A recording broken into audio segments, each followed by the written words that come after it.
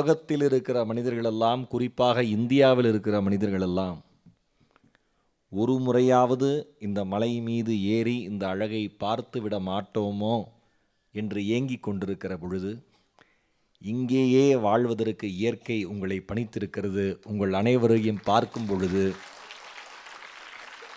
என் மனது பொறாமை கொள்கிறது. நான் அப்படியே காலையில் சென்னையில் இருந்து கிளம்பி, சென்னையில் ஒரு 32-34 டிகிரி வெயில். அது வெய்ய காலங்களில் ஈவிரக்கமே இல்லாமல் ஒரு 40-42 அப்படி போகும். அங்கேருந்து ஒரு இன்னும் கொஞ்சம் கம்மியான வெயில் இருக்கிற கோயம்புத்தூரில் விமானத்தில் இறங்கி, அங்கேருந்து அப்படியே மலை மேலே ஏறி, தூக்கமே இல்லை, விடிய விடிய ஷூட்டிங் வேறு. இங்கே அந்த ஒரு ஸ்கூல் ஒன்று, அந்த ஸ்கூல் குழந்தைங்கள்லாம் எல்லாம் இறங்கி நடந்து போயிட்டு இருந்தது. எல்லாம் குட்டி குட்டி குழந்தைங்கள்லாம் சந்தோஷமாக எல்லாம் அதில் பார்க்குறப்பயே இந்த இயற்கையை கொஞ்சுகிற அழகு, அதில் பள்ளி மாணவர்கள் பள்ளி சீருடையோடு நடந்து போகிறது, இதெல்லாம் பார்க்குறப்ப ஒரு கவிதை மாதிரி இருக்குது. இப்போ தான் ஆடியோ கரெக்டாக இருக்குது. இவ்வளோ நேரம் அந்த பட்டனை கண்டுபிடிச்சி இப்போ தான் திருகியிருக்கேன். தம்பி யார் அண்ணனா? அண்ணன் கரெக்டாக இருக்குண்ணே, இப்படியே வச்சுருக்கண்ணே, விசிலிங் இல்லாமல் சிறப்பாக இருக்குண்ணே, போதுண்ணே, ரிலாக்ஸ்டாக இருக்குண்ணே. நானும் அதான் மெதுவாக ஆரம்பித்தேன். எப்போ பாப்பார் அண்ணன் அப்படின்னு புரிஞ்சுக்கிட்டாப்புல, சவுண்டு கேட்குறான் போல இருக்கு, திருகி விடுவோம். ரைட். ரொம்ப ரொம்ப மகிழ்ச்சி. நீலகிரியில் இந்த புத்தக திருவிழாவில் எனக்கு ஒரு புதுமையான அனுபவம். நீலகிரி புத்தக திருவிழா, இங்கே வருகிற எல்லா பேச்சாளர்களுக்கும், அறிஞர்களுக்கும், எழுத்தாளர்களுக்கும், கவிஞர்களுக்கும் இது ஒரு புதுமையான அனுபவமாக தான் இருக்கும். ஏன் அப்படின்னா, தமிழ்நாட்டில் நடக்கிற மற்ற வேறு வேறு மாவட்டங்கள் நடக்கிற புத்தக திருவிழாவில் மாலை நேரங்களில், இரவு நேரங்களில் பேசுகிறப்ப, மதிய நேரத்தில் ஒரு புத்தக திருவிழாவில் பேச்சாளர்களும் அறிஞர்களும் கவிஞர்களும் பேசுவதை கேட்பதற்காக பள்ளி மாணவர்களை அவ்வளவு அழகாக ஒருங்கிணைத்து அழைத்து வந்திருக்கிற இந்த மாவட்ட நிர்வாகத்தை நான் மனம் நிறைய பாராட்டுகிறேன். வெறும் ஸ்டூடெண்ட்ஸாக இருப்பீங்கன்னு பார்த்தேன். அங்கங்கே ஆசிரியர்கள், நம்ம அரசு துறையில் வேலை செய்கிறவங்க, பொதுமக்கள் எல்லாரும். பொதுமக்கள் யார் யார் வந்திருக்கீங்க? கை தூக்குங்க. சரி, மற்றவங்களாம் பொதுமக்களே இல்லையா? அதுக்காக தான் கேட்டேன், பொதுமக்கள் யார் யார் வந்திருக்கீங்கன்னு. ஒரு அக்கா சொல்லுது, நாமெல்லாம் இல்லடி பொதுமக்கள், நாமெல்லாம் கவர்மெண்ட் ஆஃபீஸில் வேலை செய்கிறோம், நம்மளாம் பொதுமக்களே கிடையாது. அமைதியாக இருக்கான். ஒரு அக்கா கை தூக்க போச்சு, இன்னொரு அக்கா அடிச்சு விட்டுருச்சு, நீயா? அதெல்லாம் பொதுமக்கள், நம்ம கையை தூக்கக்கூடாது அப்படின்னு. இதுதான் நாம்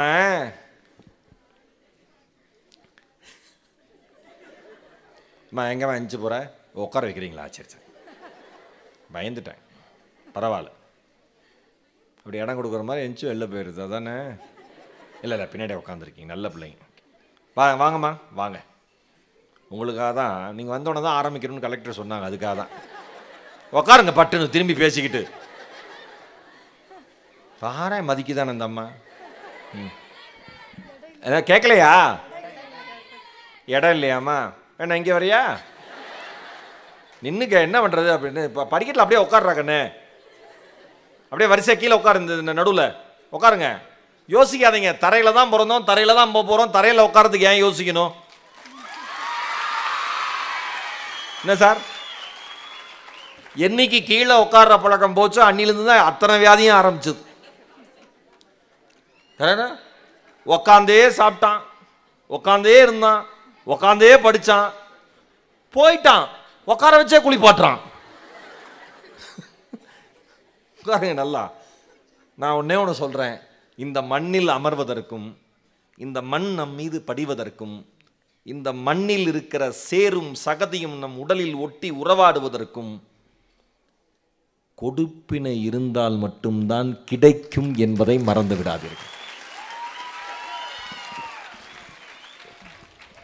சென்னை விமான நிலையத்தில் நீங்கள்லாம் நிறையா இங்கே இருக்கிற ஸ்டூடெண்ட்ஸ்க்கு சொல்கிறேன், நீங்கள் அடுத்தடுத்து இங்கேருந்து படிச்சுட்டு நல்லா கிளைமேட் நல்லா இருக்குது, இங்கேயே டீயை குடிச்சிட்டு வறுக்கியை சாப்பிட்டுவிட்டு ஊட்டிலேயே கிடப்போம், உடல் மண்ணுக்கு உயிர் ஊட்டிக்குன்னுலாம் இருந்துடாதீங்க, புரியுதா? ஆமாம், நான் இங்கே பார்க்குறேன், வேறு வேறு மாவட்டங்கள்லேருந்து இங்கே வேலைக்கு வந்தவங்க நிறைய பேர் இருக்காங்க அரசு துறையில். ஊட்டியில் நல்லா படித்து ஊட்டியிலே அரசு துறையில் வேலை பார்க்கணும், வெளிநாட்டில் வேலை பார்க்கணும், ஊட்டியினுடைய அடையாளம் எங்கெங்கெல்லாம் இருக்கோ அங்கங்கெல்லாம் நீங்கள் அந்த அடையாளத்தை காமிக்கிற மாதிரி நீங்கள் பெரியலாக வரணும். இங்கே இருக்கிற அத்தனை ஸ்டூடெண்ட்ஸ்க்கும் அதற்கு முதல்ல என்னுடைய வாழ்த்துக்களை சொல்லிடுறேன். ஏன்னா ஒரு குறுகிய இடத்துக்குள்ள நீங்கள் உங்கள் சிந்தனையை ஊட்டிலே இருக்கக்கூடாதுன்னு சொல்லிவிட்டாருன்னு போய் வீட்டில் சொல்லி கிளம்பிடாத, படித்து முடிச்சுவிட்டு ஒரு குறுகிய இடத்துக்குள்ளே இருந்தோம்னா அதை தாண்டி சிந்தனைகளே வெளியில் போகாது. சென்னை விமான நிலையம் நீங்கள் அடுத்தடுத்து படிக்க போகிறப்பையோ இல்லை மேற்பதவிகளுக்கு போகிறப்பையோ உழைப்பை நோக்கி நகருகிற பொழுதோ வாழ்க்கை உங்களை அடுத்த இடத்திற்கு அனுப்புகிற பொழுதோ சென்னை விமான நிலையம் போகிற வாய்ப்பு இருந்ததுன்னா அங்கே நான் அடிக்கடி விமான பயணம் போயிட்டே இருக்கேன் வெளிநாடுகளுக்கு. ஒரு அம்மா அவனுடைய பையனை வெளிநாட்டில் வேலை செய்கிறதுக்கு அனுப்பிச்சுட்டு அவனை வரவேற்கிறதுக்காக காத்திருக்காங்க. நான் மலேசியாவிலேருந்து வந்த விமானத்தில் இறங்குறேன். அந்த பையனை இறங்கி எங்களோட வெளில வர்றார். அங்கே உறவினர்கள் பெரும் கூட்டமாக இருக்காங்க. ஒரு வேன் எடுத்துகிட்டு வந்திருக்காங்க. எத்தனை ஆண்டுகளை கழித்து அந்த சகோதரனை அந்த குடும்பம் பார்க்கிறது என்பது யாருக்கும் தெரியாது. ஒரு வேன் எடுத்துகிட்டு வந்து வேன் எடுத்துகிட்டு வந்து நிற்கிறாங்க போல இருக்கு. அவ்வளோ பெரிய கூட்டம் அந்த ஒரே ஒரு ஆளை வரவேற்பதற்கு. எத்தனை வருடங்கள் கழித்து நேரடியாக அவர் முகம் பார்க்கிறார்கள் என்பது எனக்கு தெரியாது. அவர் இறங்கி வெளியில் வந்தோடனே அம்மாவை கட்டி பிடிக்கல, ஒய்ஃபை பார்க்கல, தங்கச்சியை பார்க்கல, குழந்தைய பார்க்கல, நண்பர்களை பார்க்கல.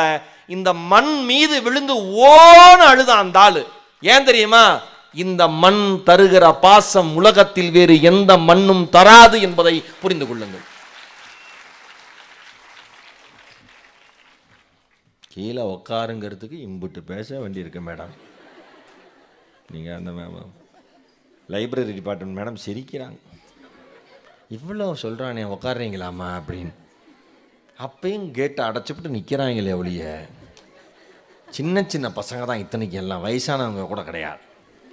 ஏன்னா வயசானவங்கன்னா டப்புன்னு உட்காந்து எந்திரிச்சிருவாங்க. சின்ன பையன் தான் உட்காந்தா முட்டி லாக் ஆயிடுது.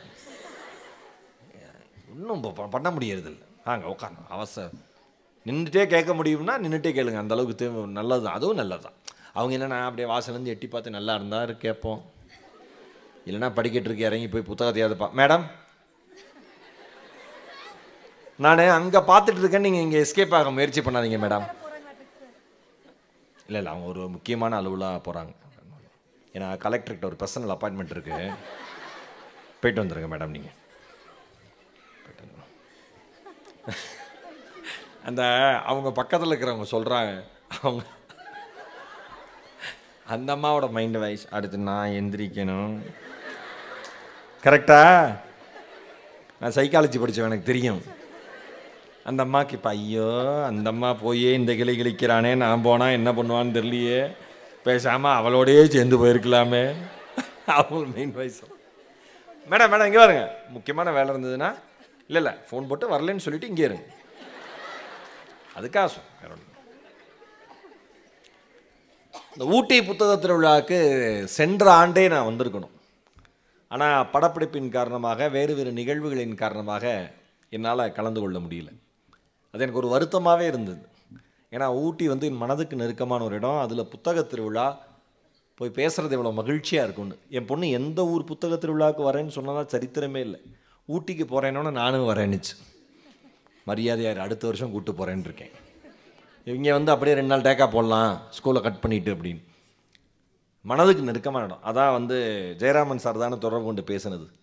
இந்த புத்தக திருவிழான்னு இங்கே டேட்டு வந்தோன்னே தொடர்பு கொண்டு சார் இந்த ஆண்டு நீங்கள் வந்துடணும், தேதி கொடுத்துடணும்னு சொன்னேன்னா எனக்கு அவ்வளோ மகிழ்ச்சியாக இருந்தது. ஏன் தெரியுமா?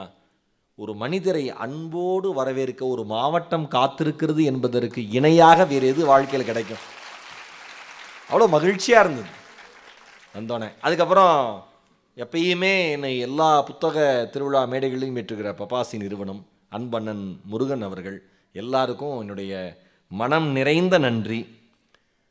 சுந்தர தெலுங்கின் சொந்தக்காரராக இருந்தாலும் இந்த புத்தக திருவிழாவை இவ்வளவு கம்பீரமாக நடத்தி கொண்டிருக்கிற மரியாதைக்குரிய நீலகிரி மாவட்டத்தினுடைய ஆட்சித்தலைவர் திருமதி லக்ஷ்மி பவ்யா தண்ணீர் அவர்களுக்கும் இந்த நேரத்தில் என்னுடைய நன்றி கலந்த வணக்கங்களை சொல்ல நான் கடமைப்பட்டிருக்கிறேன். தலைப்பு என்னன்னு கேட்டார் சார். நான் என்ன நினச்சிக்கிட்டேன், எல்லாம்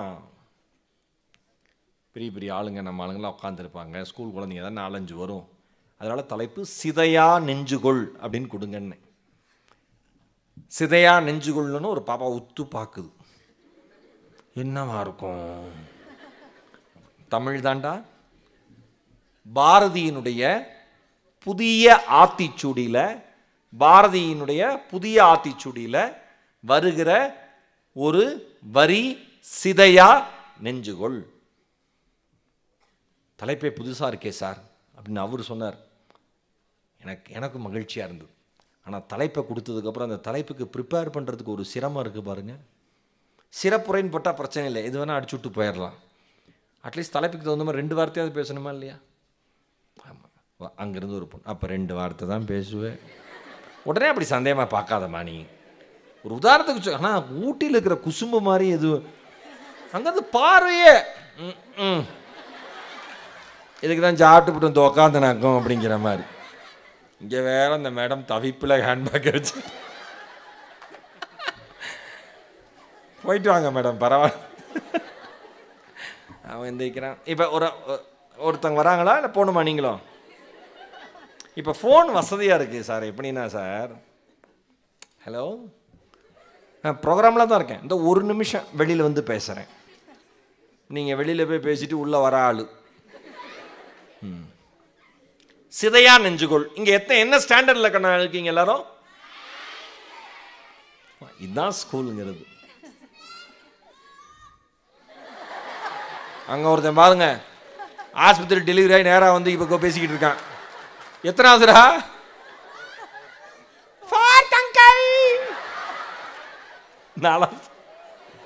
அவனுக்கு ஒரு சுய கௌரவம் இருக்கா இல்லையா? என்ன 4வது படிக்கிறேன், வெரி குட்ரா. 4வது படிக்கிற பையில யாரு கூப்பிட்டு வந்தது? யார்? அம்மாவோட வந்தீங்களா? யாரோட வந்தீங்கடா தங்கம்? டீச்சர். யார் அந்த டீச்சர்? எந்திரிங்க. அந்த டீச்சர் எந்திரிங்க. அந்த டீச்சர் எந்திரிங்கன்னு சொன்னேன், உங்களை பார்க்க எந்திரிக்க சொல்லலை. இதுதான் நம்ம ஊர்ல பிரச்சனையே. அந்த மேடம் எங்க? ஒரு பலத்த அரங்கம் நிறைந்த கைத்தல் கொடுங்க மேடம்க்கு. அருமை. நாம சினிமாக்கு குழந்தைங்களை கூட்டிட்டு போவோம், பொருட்காட்சி குழந்தைங்களை கூட்டிட்டு போவோம், ஏதாவது மேரேஜ் ஃபங்க்ஷன்னா குழந்தைங்களை கூட்டிட்டு போவோம், சுற்றுலா குழந்தைங்களை கூட்டிட்டு போவோம், புத்தக திருவிழாவுக்கு குழந்தைங்களை அழைச்சிட்டு வாங்கன்னா ஏதோ புத்தகத்துக்கும் குழந்தைங்களுக்கும் சம்பந்தமே இல்லாத மாதிரி நினைச்சிட்டு நிறைய பேர் குழந்தைங்களை அழைச்சிட்டே வரமாட்டாங்க. நான் ஒன்னே ஒன்று சொல்லவா, நான் ரொம்ப ரொம்ப சின்ன வயசுல இருக்கிறப்பயே படிக்கிற பழக்கத்தை என் தாயும் தந்தையும் எனக்கு ஏற்படுத்தியதால் மட்டும்தான் இந்த மேடையில் நிற்கிற வாய்ப்பு எனக்கு கிடைத்திருக்கிறது என்று நம்புகிறேன். நான் படிக்கிறப்பெல்லாம் சிறுவர் இதழ்கள் அவ்வளோ இருக்கும். பூந்தளிர், அம்புலி மாமா, கோகுலம். நான் அரசு பள்ளி மாணவன், அதனால் தமிழ் புக்காகவே படிப்பேன். அவ்வளோ நல்லா இருக்கும் படிக்கிறதுக்கு. கதை அவ்வளோ அப்படி கதையை பற்றி பேசுவோம். ஒரு கதை சொல்லுவாங்க, கதை சொல்லுவோம். என் பொண்ணுட்டே அப்படிதான், கதை சொல்லுவேன், நான் அவளுக்கு கதை சொல்லுவேன். இப்படி ஒரு கதையின் வழி நடக்கிற உரையாடல் இருக்கு பாருங்களேன், அவ்வளவு அழகு. கதையின் வழி சொல்லுகிற சமூக யதார்த்தம் இருக்குல்ல, அவ்வளவு அழகு. கதையின் வழி சொல்லுகிற நீதி போதனைகள் இருக்குல்ல, அவ்வளவு அழகு. இன்னைக்கு கதையே சொல்றது இல்லை. ஏன்டா படிக்கலன்னு கேட்டா அதுக்கு தான் கதை சொல்றான். ஏன் படிக்க முடியல? எனக்கு ஸ்கூல் ஹோம்ஒர்க்கே அவ்வளோ இருக்குது சார். இப்போ ஒரு பிள்ளை எழுப்பி கேளுங்க, நீ என்னம்மா ஸ்டோரி புக்ஸ்லாம் படிப்பியா? ஸ்டோரி புக்ஸ் படிக்கிறவங்களாம் கை தூக்குங்கடா சொல்லுங்களா. யாராவது கை தூக்குறவங்ககிட்ட என்ன புக்குன்னு கேட்பேன். அப்புறம் அதில் என்ன படித்தேன்னு கேட்பேன். போட்டுருச்சு 40 தூக்குச்சு, 38 கையை கீழே போட்டுருச்சு. என்னடி இப்படி சொல்கிறான் இந்த ஆள், டப்பு கை கீழே போடும். அது பக்கத்தில் இருக்கிற பிள்ளை சொல்லு, நான் தான் தூக்காதானே, நீ தான் தூக்குனேன். Very good. சும்மா பரவாயில்ல. இங்கே பாருங்க தங்கம், நான் ஒன்றே ஒன்று சொல்கிறேன். படிக்கிற பழக்கம் எப்படி தெரியுமா தங்கம்? நீங்கள் உங்களுக்கு ஒரு ஒரு ஒரு இந்த பிள்ளை இந்த யுத்தமாக இருக்கு. இந்த பிள்ளை பாப்பா உனக்கு பிடிச்ச ஸ்வீட் என்னடா தங்கம்? நீதான்டா. குலோப் ஜாமுன் ரொம்ப பிடிக்கும். சூப்பர், உட்கார்றேன். நல்ல ஃப்ரெண்ட்ஸ் உனக்கு. குலோப் ஜாமுன் சொன்னதுக்கே கை தட்டுதுங்க பாரு. நல்லா சொல்லிட்டாடி குலோப் ஜாமுன் அப்படின்னு. பயங்கரமான பிள்ளைங்களா இருக்கு. ஓகே, குலோப் ஜாமுன் பிடிக்கும். ஃபஸ்ட்டு குலோப் ஜாமுன் சாப்பிட்றப்ப தங்கம், இது நமக்கு ரொம்ப பிடிக்கும் அப்படின்னு நினைச்சு சாப்பிட்டீங்களா? இருக்காது. ட்ரை பண்ணலான்னு சாப்பிட்ருப்போம். கரெக்டாக எல்லா ஸ்வீட்ஸும் எல்லா ஸ்நாக்ஸும் அப்படி தானே சாப்பிட்ருப்போம். ஆனால் சாப்பிட்டோன்னே மற்ற எல்லாத்தையும் விட அது ரொம்ப பிடிச்சிருச்சு. வாசிப்பும் அப்படி தான். நீங்கள் முதல்ல முயற்சி பண்ணணும், ட்ரை பண்ணணும். வாசித்து பழகிட்டீங்கன்னு வச்சுக்கோங்களேன், ஒரு முறை அந்த சுவை உங்கள் இதயத்தில் பட்டுவிட்டால் வாழ்நாள் முழுவதும் மிகச்சிறந்த வாசிப்பாளராக நீங்கள் வாழ்ந்து கொண்டே இருப்பீர்கள். நிறைய படிக்கணும், ஸ்கூல் புக்ஸை தாண்டி நிறையா படிக்கணும். அது ஸ்டூடெண்ட்ஸுக்கும் டீச்சருக்கும். இந்த டீச்சர்ஸ்க்கெலாம் இன்றைக்கி ப்ரெஷர் தாங்காமல் படிக்கிறதே இல்லை பாவம். அத்தனை பேரும் மார்க் எடுக்க வைக்கணும், மார்க் எடுக்க வைக்கணும், மார்க் எடுக்க வைக்கணும், மார்க் எடுக்க வைக்கணும். இப்படியே மேடம்லாம் ஓடி ஓடி மேடம்லாம் பார்த்தா தான் பாவமாக இருக்குது. சார் மேடம்லாம் என்ன சார் என்னாச்சு தெரியல மேடம், ரிசல்ட் வரல, என்ன போதும் நம்ம கிளாஸில், அந்த ஒரு பையன் மேலே டவுட்டாக இருக்குது மேடம், அவன் மட்டும் பாஸ் பட்டானா என் குலதெய்வத்துக்கு அளவு குத்திக்கிறேன்னு வேண்டியிருக்கேன். அவன் பாஸ் பண்ணுறதுக்கு இவர் அளவு குத்துறாரு, இல்லைனா ஸ்கூலில் அவரை குத்துவாங்க. நிலைமை அப்படி இருக்குது. இன்றைக்கி எல்லாருக்கும் மன அழுத்தம் அதிகமாயிருச்சு. நான் ஏன் இந்த தலைப்பு கொடுத்தேன்னா, பாரதியினுடைய புதிய ஆத்திச்சூடியிலிருந்து சிதையா நெஞ்சுகொள் என்கிற தலைப்பு கொடுத்ததற்கான ஒரே ஒரு காரணம், இன்றைக்கு இருக்கிற வாழ்வியல் சூழலில், இன்றைக்கு இருக்கிற சமூக அழுத்தத்தில், இன்றைக்கு இருக்கிற பரபரப்பான வாழ்க்கையில் நம் அனைவருக்கும் மன சோர்வுங்கிறது அடிக்கடி வந்துடுது. சின்ன சின்ன தோல்விகளுக்கு கூட தவறான முடிவுகளை எடுக்கிற தைரியம் எப்படி வருதுன்னு ஆச்சரியமா இருக்கு. அதனாலதான் மகாகவி பாரதி சொன்னாரு, வாழ்க்கையில என்ன நடந்தாலும் பரவாயில்லடா, உங்களுக்கு பிடிச்ச பாட்டு, உங்களுக்கு தெரிஞ்ச மொழியில் ஒரு பாட்டு பண்ணாரு, உச்சி மீது வானிடிந்து வீழுகின்ற போதிலும்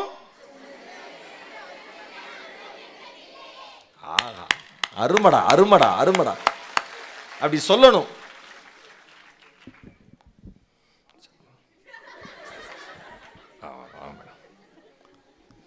அச்சமில்லை அச்சமில்லை அச்சம் என்பதில்லைன்னு சொன்னார் மகாகவி பாரதி. சொல்றப்பே நம்ம ஒரு உத்வேகம் வருதுல.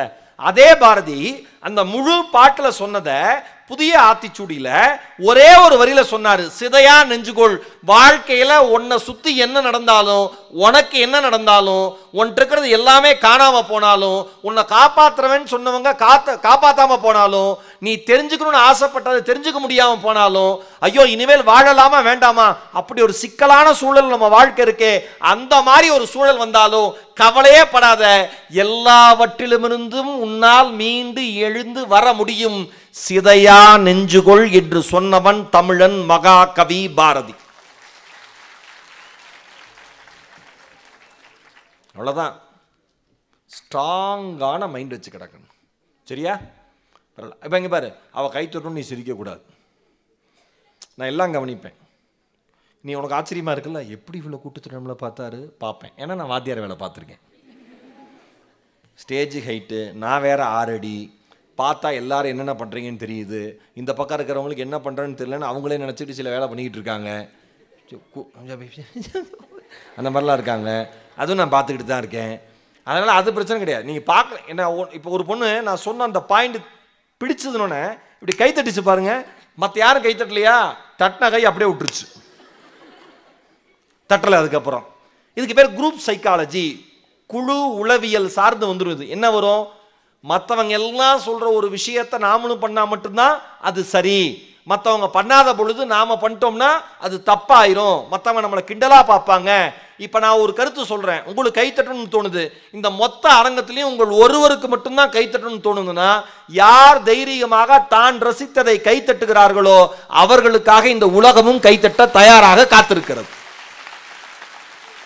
நான் ஒரு நகைச்சுவை சொல்றேன், யாருக்குமே சிரிப்பு வரல, ஒரே ஒருத்தருக்கு ஜோக் சிரிப்பு வந்துருதுன்னு வச்சுக்கலாம், மனசு விட்டு சிரிக்கணும். ஏன், இந்த உலகத்தில் இந்த வாழ்க்கையை நீங்கள் வாழத்தான் பிறந்தீர்களே தவிர அடுத்தவர்கள் வேடிக்கை பார்ப்பதற்காக ஒருபோதும் பிறக்கவில்லை. இதெல்லாம் இந்த வயசுலேயே தெரிஞ்சுங்க. சிலது இனிஷியேட், உங்களுக்கு மரம் நடணும் வீட்டு பக்கத்தில் வளர்க்கணும்னு ஆசை இருக்கும், நீங்க மரம் நட்டு வளர்க்குறப்ப அப்படியே சமுதாயத்தை காப்பாத்திடுவா அப்படின்னு உங்க ஃப்ரெண்டு கிண்டல் பண்ண நீ என்ன பண்ணுவ, அவ்வளோதான்.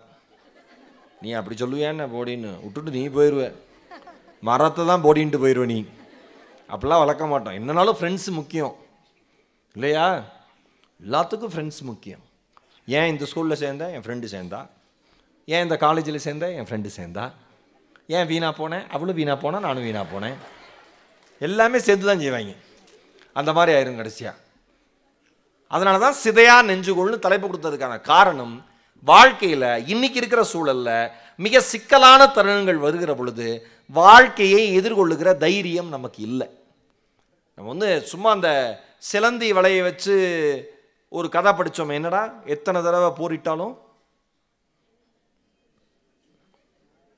படிச்சீங்களா? கேள்விப்பட்டீங்களா?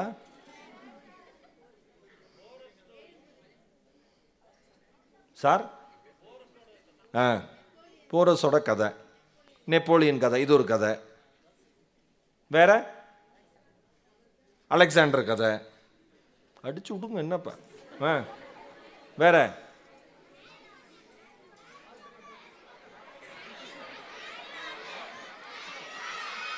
Harry Potter. மேலைக்கு வா, மண்டையிலே கொட்டுறேன் உன்னை. நம்ம மண் சார்ந்த கதை அவ்வளோ இருக்கு. ஹாரி பாட்டர் பரவாயில்ல, ஹாரி பாட்டர். இப்போ சிலந்தி வலை என்னடா, நம்ம வீட்லேயே இப்போ நம்ம ப்ரஷ் பண்ணுற இடம் இருக்குது, பல் துளக்கிற இடம் இருக்குது. என்ன உத்து பார்க்குற, பண்ணுவியா மாட்டியா? என்னது ப்ரஷ் பண்ணணுமா அப்படின்னு பார்க்குது ஒரு பிள்ளை. ப்ரஷ் பண்ணுற இடம் இருக்குது, அப்போ பார்க்குறப்போ ஒரு சிலந்தி வலை அப்படியே இருக்குது. மனுஷன் நல்லவனாக இருப்பான், அந்த வலையை மட்டும் பல் தேய்ச்சிக்கிட்டு அத்து விட்டுறது. அந்த சிலந்தி கீழே இறங்கி குடுன்னு ஓடுமா, அதை பார்க்கறது, அதை ரசிக்கிறது. ஒரு 2 நாள் கழிச்சு அதே சிலந்தி அதே இடத்துல சிலந்தி வலையை பின்னிடுது. நம்மளை சுற்றி இருக்கிற எல்லாமே இந்த உலகத்தில் ஒரு தோல்வி வருகிற பொழுது அது தோல்வினே அது நினைக்கிறது இல்லை. நல்லா ஞாபகம் வச்சுங்க, மனிதனை தவிர இந்த உலகத்தில் வாழுகிற அத்தனை உயிரினங்களும் தன் பிழைப்புக்கான நியாயத்தை முயற்சி என்று தான் நினைக்கிறதே தவிர தோல்வி என்று நினைத்ததாய் சரித்திரமே இல்லை.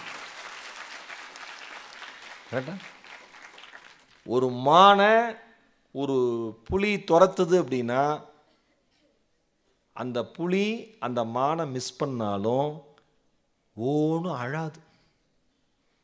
ஃப்ரெண்ட்ஸ்லாம் கூட்டிகிட்டு வாங்கடா எல்லாம் உட்கார், என்னாச்சு, அந்த மானை மிஸ் பண்ணிட்டு இனிமேல் எனக்கு வாழவே பிடிக்கல, நாளைக்கு காலைல 5 மணி 5 நிமிஷத்துக்கு இந்த மலையிலேருந்து 8 குச்சி செத்து போயிடுவேன்.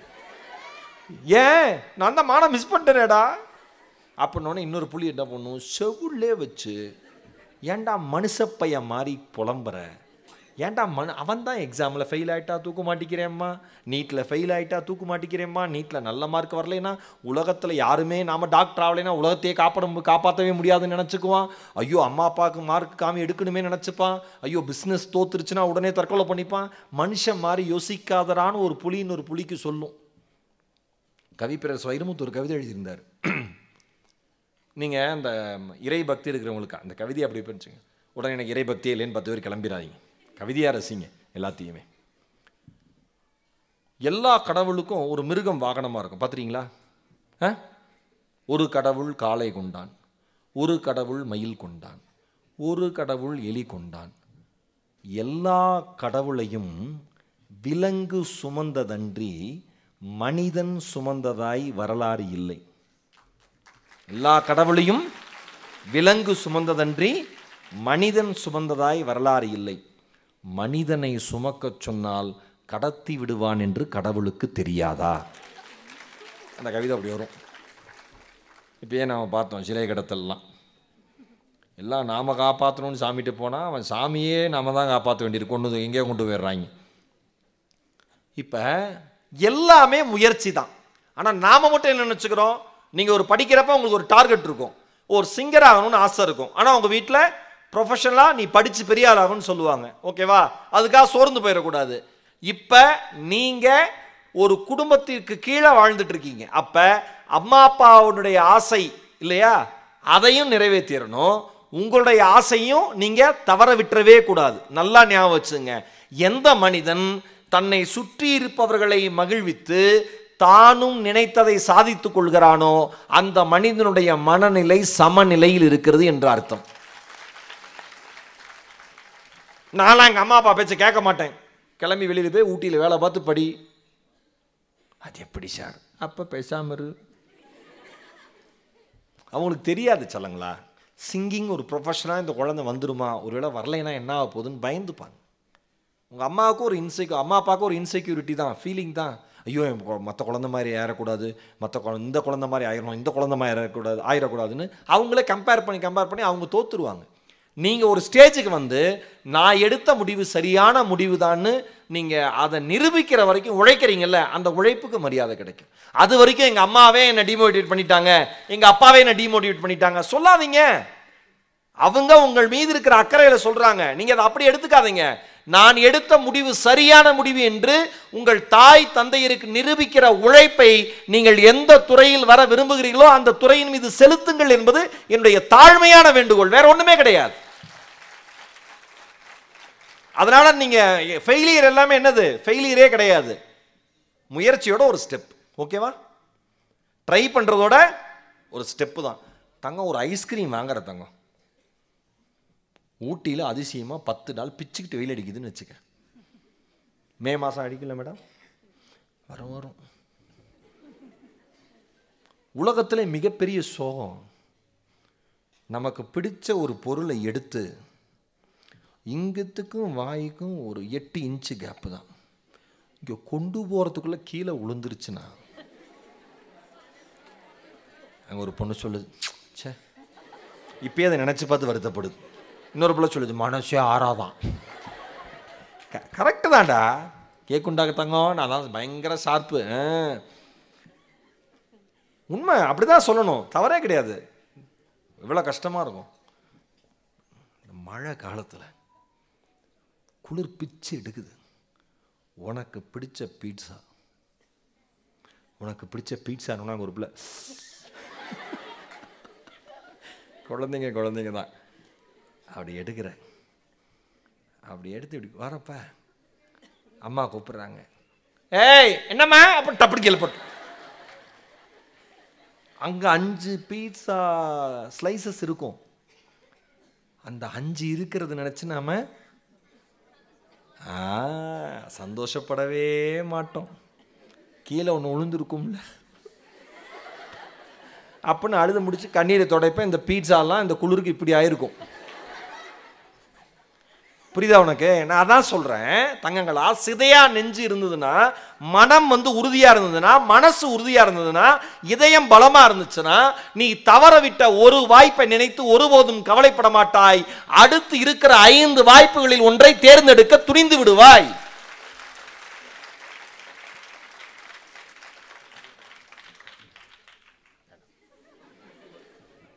என் வீட்டிலே கூட என்ன இப்படி கவனிச்சதில்லை, நம்ம நீலகிரி மாவட்ட நிர்வாகம் மாதிரி. உண்மைதான், நல்லா கை தட்டலாம். என்ன அருமையா சுட சுட சாம்பார் ரசம், அவ்வளோ இந்த குளிருக்கு அவ்வளோ இதமாக இருந்தது. அதுவும் நல்லா குளிராக இருக்கிறப்ப இந்த சாப்பாடை பற்றி பேசுனா கொஞ்சம் இன்ட்ரெஸ்ட் ஆகிடும், நான் ரசித்து சாப்பிடுவேன். அது சொல்லிடுறேன். ஏன் சார், நல்லா அந்த வாழை இலையில அந்த சாப்பாடை போட்டுடணும்டா. நீ என்ன பண்ணணும்னா, அந்த வாழை இலை மேலே அந்த சாப்பாடு இருக்குல்ல, அரிசி இருக்குல்ல, சோறு இருக்குல்ல, அரிசி சோறு, அது மேலே அப்படி புகை வரும்ல, அதை 3ஐயும் முதல்ல கண்களால் சாப்பிடணும். அப்படி பார்க்கணும், எச்சி ஊறுதா, அதுக்கு தான் பேசுறது. அப்படி பார்க்கணும். அப்படியே சில பேர் போட்டோன்னா வப்புன்னு திம்மான், அவனுக்கெல்லாம் அந்த சோறு மன்னிப்பே தராது, அதனால தான் இப்போ செரிக்காது. அப்படி பார்க்கணும், அப்படியே கொஞ்ச நேரம் விடணும். ஏன் அந்த சூடு கொஞ்ச நேரம் விடணும், அந்த இலையில் இருக்கிற பச்சையெல்லாம் அந்த அரிசி சோறு இழுக்கணும், கீழே கருப்பாகணும் இலை.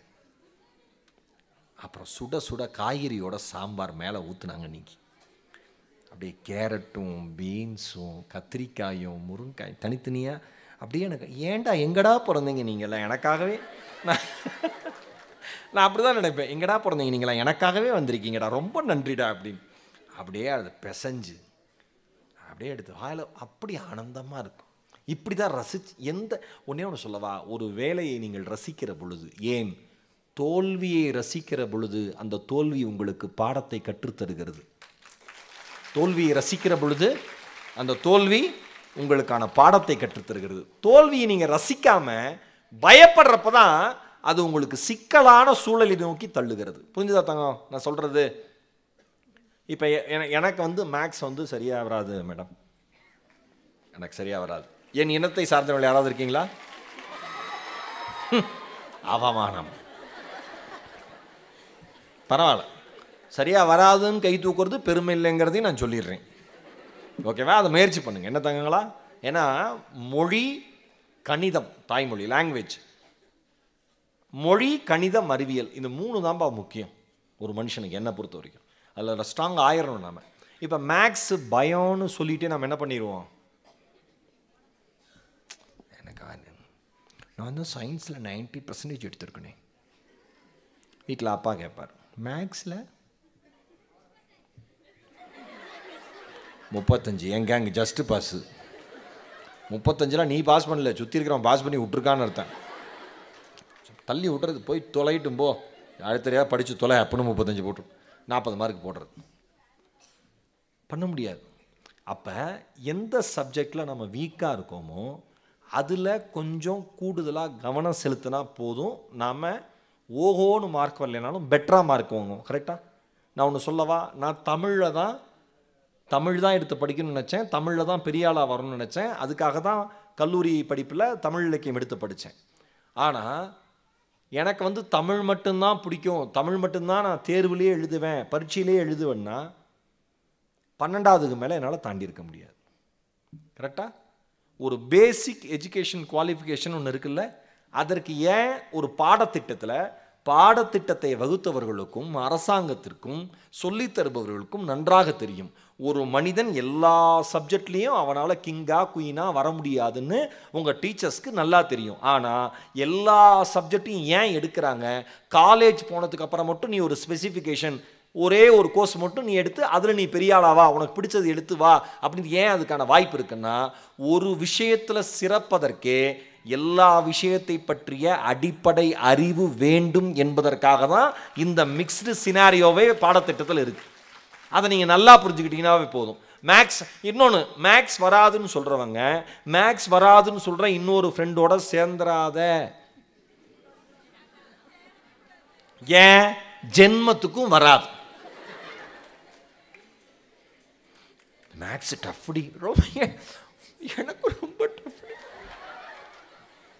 ஏன்டி நமக்கு மட்டும் லைஃப்பில் இப்படி நடக்குது? என்ன ஒரே ஒரு குவார்டர்லி எக்ஸாம் பேப்பர் இல்லையா? இதுக்கு உலகமே திட்டமிட்டு உங்கள் 2 பேருக்கும் கொஸ்டின் பேப்பர் கொடுக்குறாங்களா?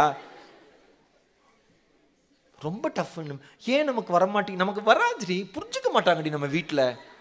இந்த சார் அதுக்கு மேலே ரொம்ப டார்ச்சர்டி அப்படின்னு. இதே வர பொண்ணுகிட்ட போய் பேசு, நீ எப்படி தெரியுமா தாங்க இருப்ப? நம்ம லைஃப்பில் சொல்கிறேன், சிதையா நெஞ்சுகொள், ஒரு வைராக்கியமான மனசு வேணுங்கிறதுக்கு நீ உடஞ்சு போயிருக்கிற சமயத்தில் உடஞ்சு போயிருக்கிற இன்னொரு மனசை சார்ந்தவங்கிட்ட போய் நட்பு வச்சுக்காத. ஏன்?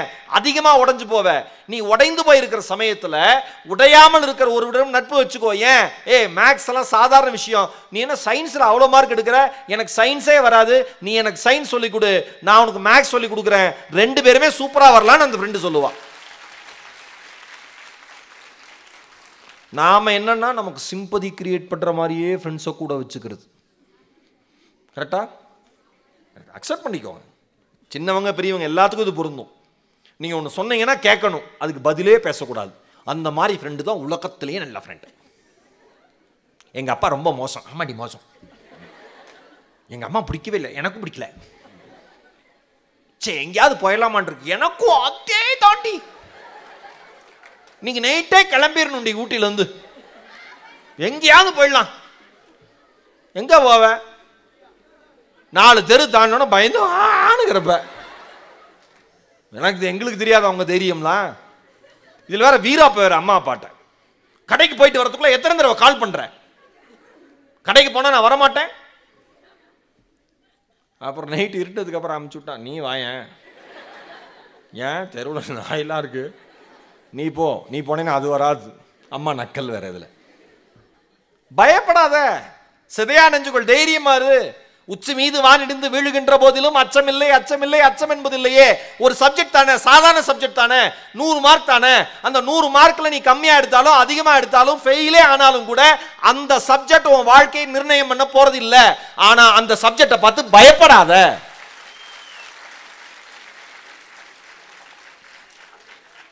என்ன மாதிரி நான் கவர்மெண்ட் ஸ்கூல்ல படிச்சு வந்தேன். அவ்வளோ நல்லா இங்கிலீஷ் சொல்லி கொடுத்தாங்க எனக்குலாம். ஆனால் என் கூட இருந்த ஃப்ரெண்ட்ஸ் எல்லாம், மச்சான் நமக்கு இங்கிலீஷ் வராதுடா, இங்கிலீஷ் வராதுடா, எல்லாம் என்னுடைய பழக்க வழக்கம் அத்தனை பேரும் சார் ஷேக்ஸ்பியரு, வில்லியம் வேர்ட்ஸ்வொர்த் அந்த மாதிரி தான். மரியாதைக்கு கூட இங்கிலீஷுங்கிறதே தமிழில் தான் எழுதுவான். இஷ் எக்ஸாம் அப்படின்னு எழுதுவான். இவன் கூடலாம் ஃப்ரெண்ட்ஷிப் வச்சு நான் எங்கே வழங்க? ஏன் மேடம், நான் அவமானப்பட்டா உங்களுக்கு கண்ணில் தண்ணி வர அளவு சிரிக்கிறீங்க. நான் பார்க்க மேடையில் இருக்கிற கவனிச்சுக்கிட்டு தான் இருக்கேன், யார் யார் எந்தெந்த ஜோக்குக்கு எவ்வளோ சிரிக்கிறீங்கன்னு. எங்கள் டீச்சர் எழுதி காமிச்சாங்க, டேய் நான் வேலைக்கு வந்து 22 வருஷம் ஆச்சுடா, ஒரு இங்கிலீஷ் எக்ஸாமை இப்படி தமிழ் எழுதி நான் பார்த்ததே இல்லைடான்னு. ஆனால் இன்னைக்கு மெசேஜ் பண்ணுற அத்தனை பயல்களுக்கும் என் நண்பன் தான் மூதாதையர்.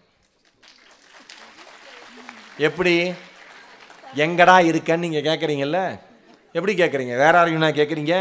ENGADA எங்கடா இருக்க, IRUKA இருக்க. இந்த மாதிரிலாம் எனக்கு யாராவது மெசேஜ் பண்ணுறப்ப, நான் யாருக்காவது மெசேஜ் பண்ணுறப்ப என் நண்பன் ஒரு தீர்க்கதரிசியாக என் ஃபோன்லேயே தெரியறான். சப்ஜெக்டை சாதாரணமாக ஹேண்டில் பண்ணு, பயப்படாத. நீங்க எப்ப ஒரு விஷயத்தை நோக்கி பயப்படுறீங்களோ அதை நெருங்கவே நீங்கள் துணிய மாட்டீர்கள்.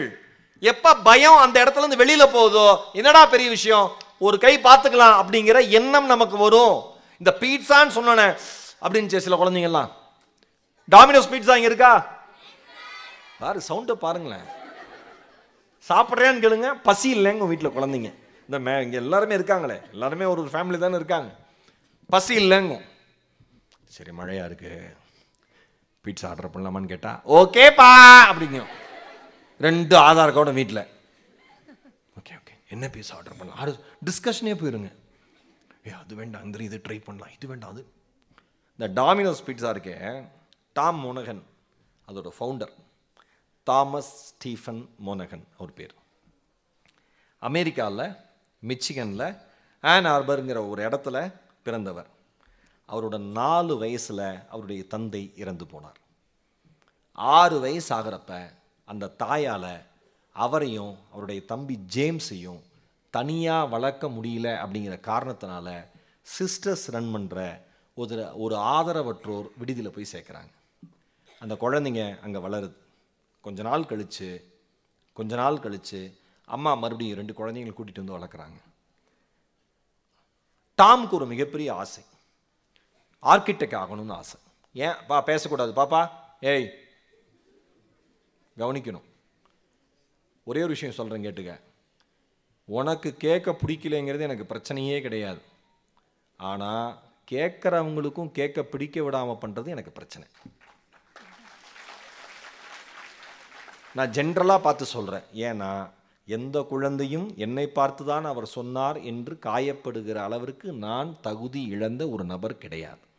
இதை நான் யாருக்கு சொல்கிறேனோ அவங்களுக்கு போய் சேர்ந்துருக்கும். ஓ சார் நமக்காக தான் சொல்லியிருக்கார், இனிமேல் பர்ஸை மூட்டு உக்காந்துருக்கணும் அப்படின்னு தெரியும். அதுக்காக தான் நான் சொல்கிறேன். சரியா? இப்படி பேசுறது அப்படி பேசுறது வாழ்நாள் முழுக்க பேசலாம்.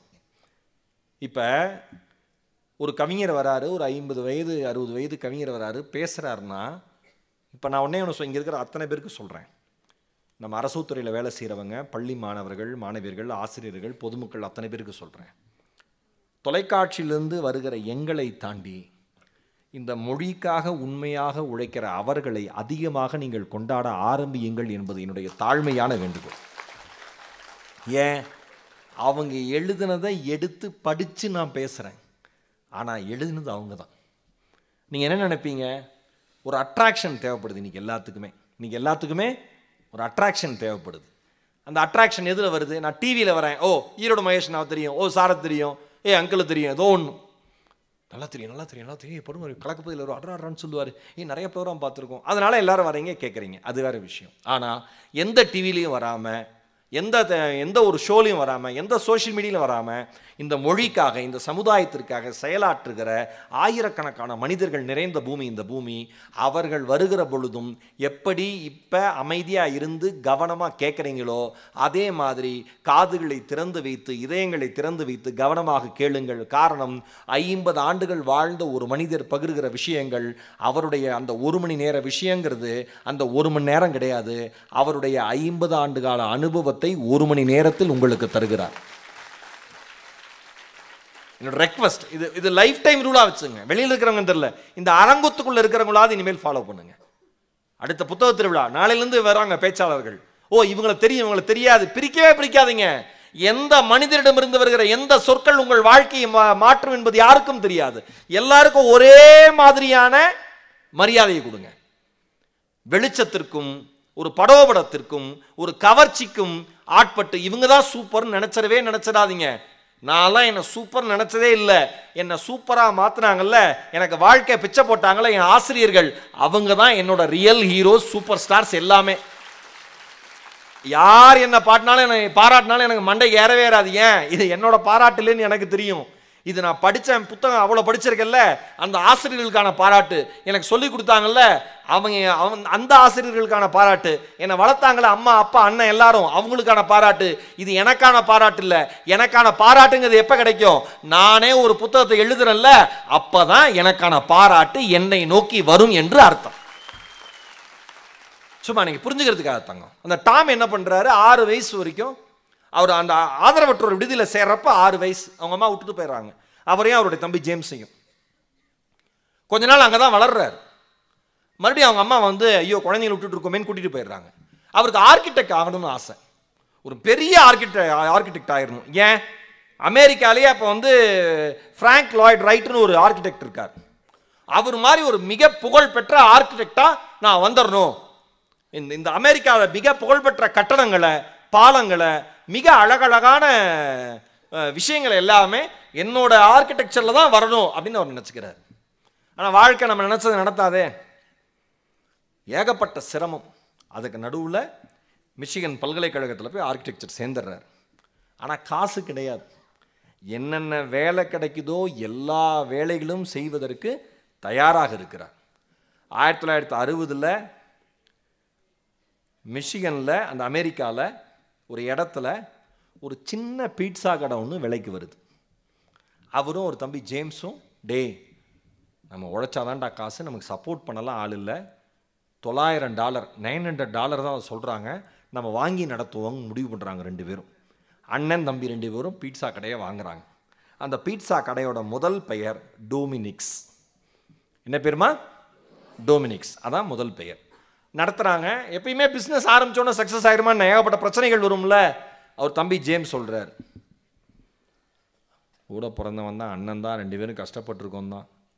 ஒன்றை மாதிரி 24 மணி நேரம் இங்கே கிடந்து அல்லாட முடியாது, என் ஷேரை கொடுத்துட்டு நான் கிளம்பிடுறேங்கிறார். அவருக்கு வருத்தம் இல்லை டாம்க்கு. அப்போ ஒரு பழைய ஃபோக்ஸ்வேகன் பீட்டில் கார் ஒன்று வச்சுருக்காரு. அதை அவரோட ஷேராக கொடுத்து அமைச்சிட்றாரு. ஒரே ஒரு உரிமையாளர் தான். யார்? டாம் மட்டும்தான். டாம் என்ன பண்ணுறாரு, ஏன் லாஸில் போகுதுன்னு யோசிக்கிறார்.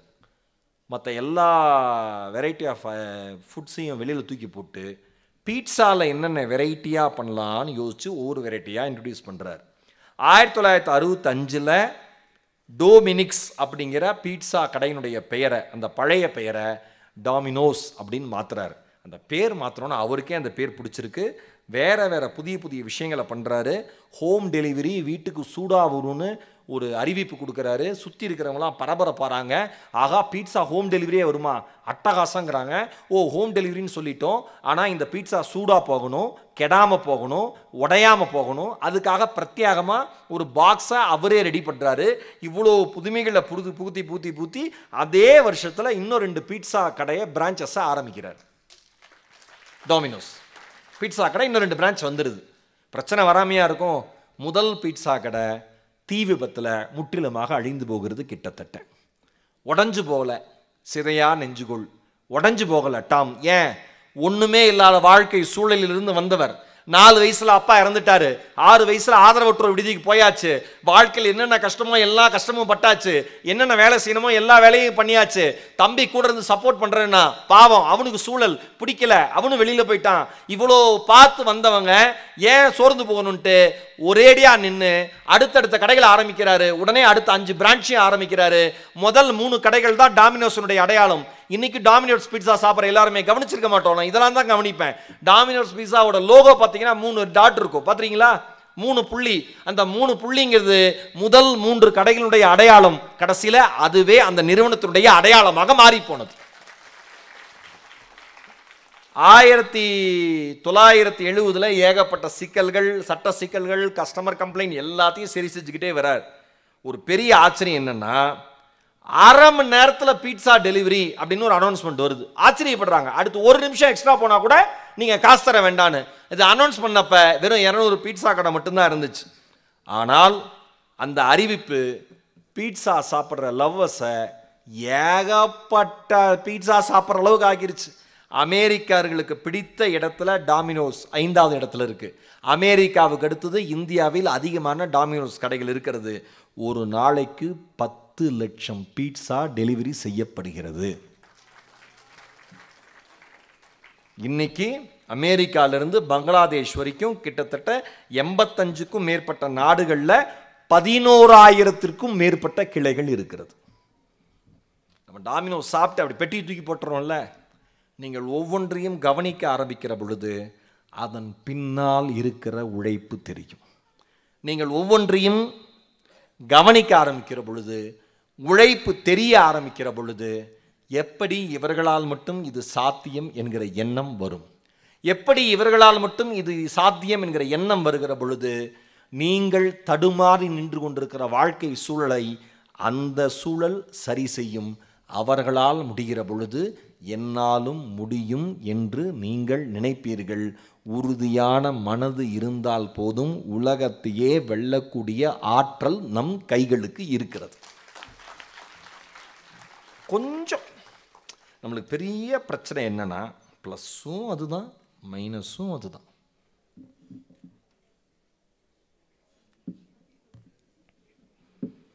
என்னடி பண்ணுற அப்படின்னு ஒரு மெசேஜில் ஆரம்பிக்கும். ஃப்ரெண்டுக்கு அமுக்கமாக சிரிக்குது பொண்ணுங்கள். சிரிச்சு நான் சொன்னோன்னு பயந்துடாங்க. சிரிக்க வரப்ப நல்லா சிரிக்கலாம், அதுக்கெல்லாம் திட்ட மாட்டேன். பீட்ஸ் என்னடி பண்ணுறேன் அந்த சைடு இருந்து பதில் வராது. நீ என்னடி பண்ணுற இந்த சைடு இருந்து நீ சொல்லு, அந்த பக்கம் இருந்து நீயே சொல்லு. இப்போ தான் மேக்ஸ் திறந்து வச்சிருக்கேன். நீ அந்த சப்ஜெக்டை ஏண்டி இப்போ ஞாபகப்படுத்தினேன். 8:35க்கு ஆரம்பித்த மெசேஜ் என்னடி பண்ணுற 11:30 வரைக்கும் 10 பைசாவுக்கு பிரயோஜனம் இல்லாமல் மெசேஜாக மட்டுமே இருக்கும்.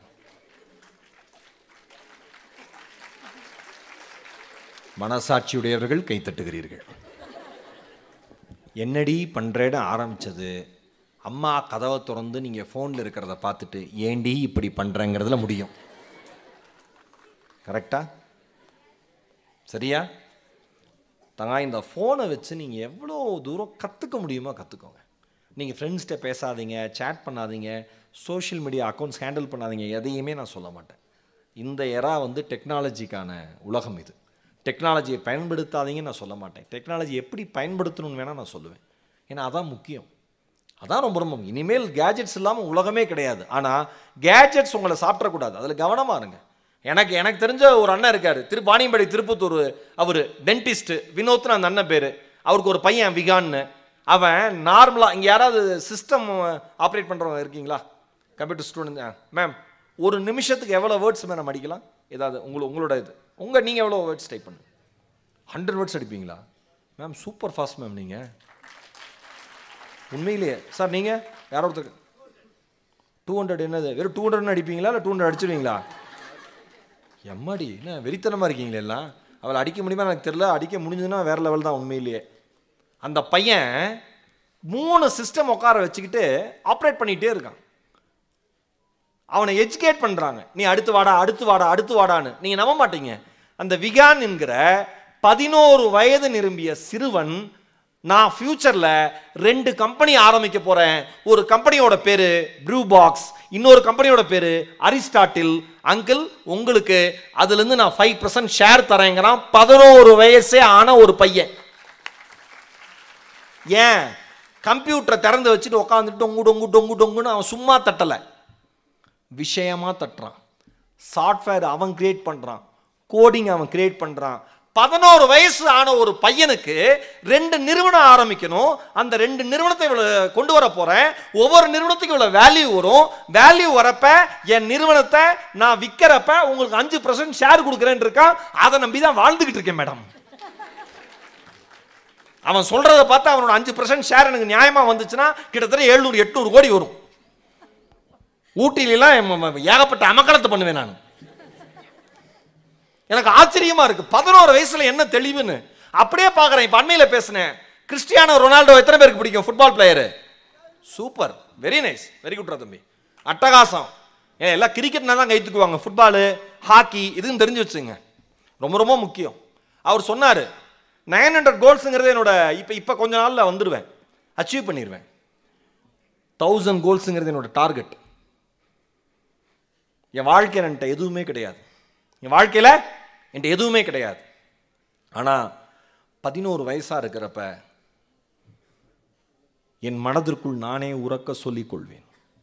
என் மனதிற்குள் நானே உறக்க சொல்லிக் கொள்வேன். என்ன தெரியுமா?